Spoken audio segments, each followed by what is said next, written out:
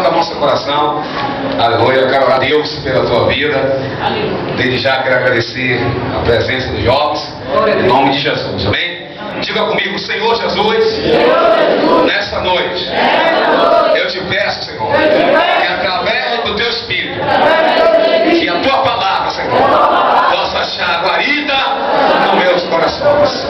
E que o Senhor possa repreender toda inquietação, Senhor, que o diabo quis lançar na minha mente e no meu coração.